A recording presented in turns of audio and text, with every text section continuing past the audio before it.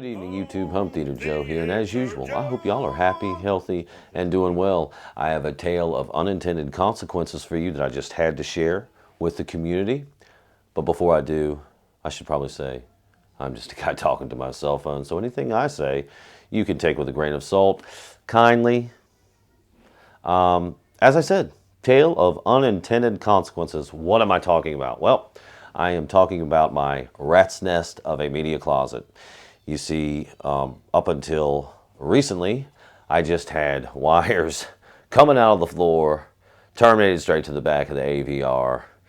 It looked not so good. I just wanted to get it done. I digress. There will be some changes coming to my home theater very soon. And I have done some things like rewire the entire theater, which is 7 speakers. 2 subwoofers, didn't need to rewire those. Rewired all of that and terminated everything properly to a wall plate as it should have been done in anticipation for this huge change. So right now I'm going to show you through the magic of editing what the media closet looks like right now, and then we'll discuss what I found, my unintended consequences. So, B-roll footage, go now. All right, y'all, this is what the rack currently looks like. We have the XSX up top. We have the AC Infinity cooling fan there on top of the Yamaha TSR 700, which is getting ready to go off for the board exchange program. And then we have the Emotiva Basics A4 there, and down below is the LG UBK90 4K Blu-ray player. But what we really want to talk about here is this new termination I've made to the wall here. Again, we've terminated with banana clips, banana plugs to the wall here. I have made patch cable with a leftover cable, and there we have banana plugs again going into the back of the AVR.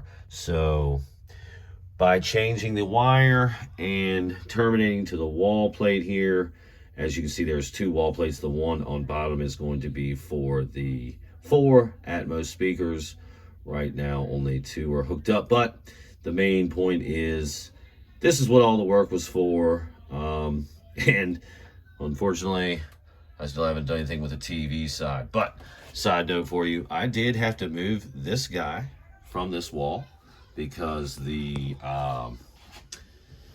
an in-wall speaker right on the other side, so that gave me some rattling. So I made sure to mount this correctly on the other side of the wall, so that didn't help. And by the way, this is not when I plugged my components in.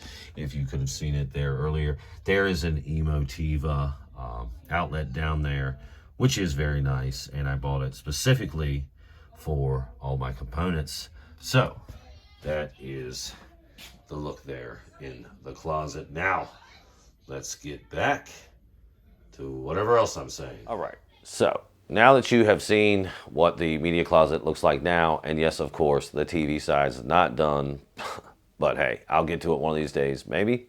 Now that you can see what the media closet looks like, it's time to tell you the exact unintended consequences there. So I didn't mention this before, but everything I had run before was bought with a Amazon Basics 16 AUG or 16 gauge speaker wire, which nothing special, just had a little bit of shielding around the speaker wire itself, and the speaker wire, both negative and positive, was run parallel to each other.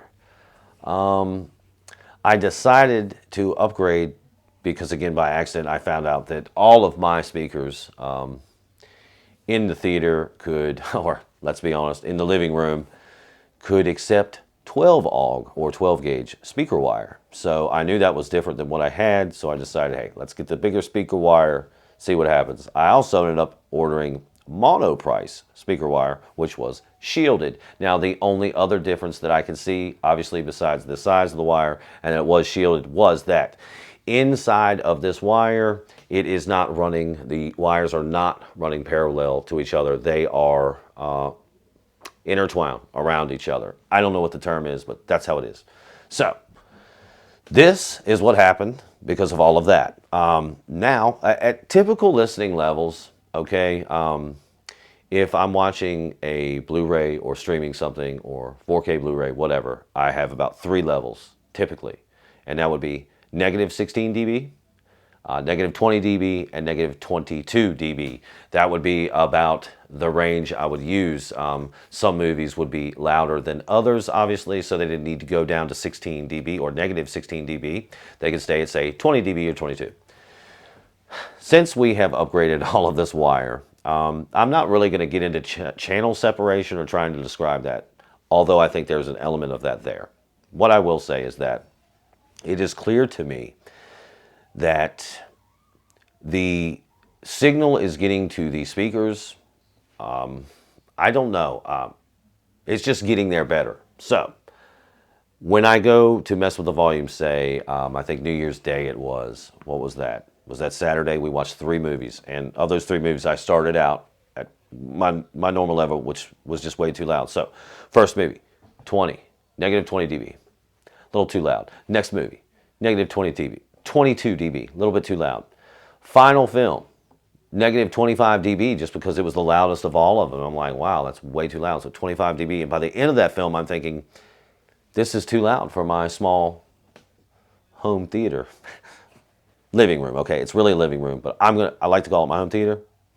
So it's a small home theater, and yeah, the listening levels, I mean, are just, for whatever reason, the signal is getting to the speaker just easier now. And the only reason I can say that is probably, you know, the speaker wire. So that's what I learned. Don't skip out on your speaker wire. Don't order the cheapest Amazon basic speaker wire.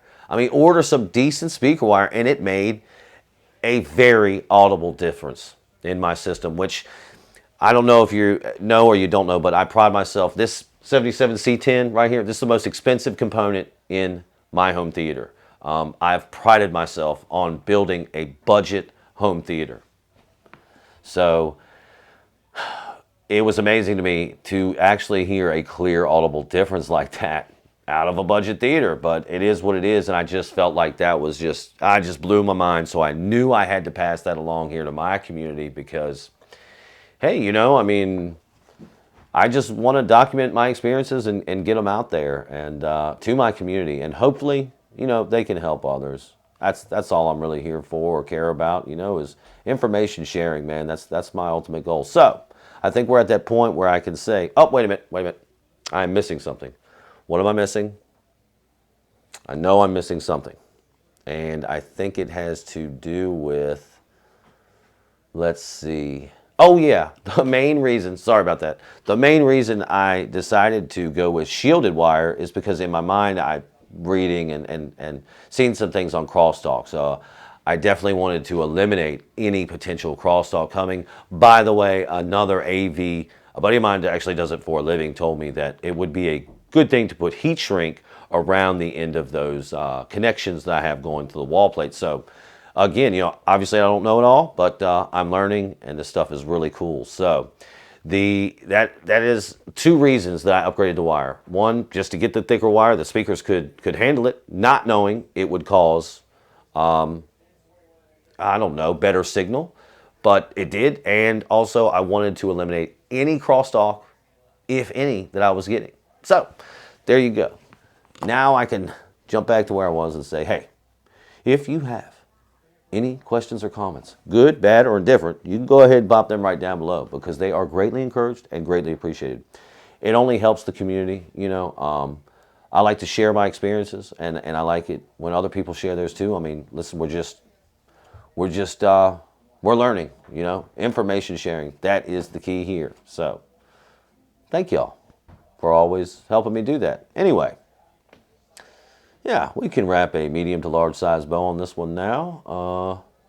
Yeah, you know what time it is. As always, thank you for listening. Be good. Be safe. Boom.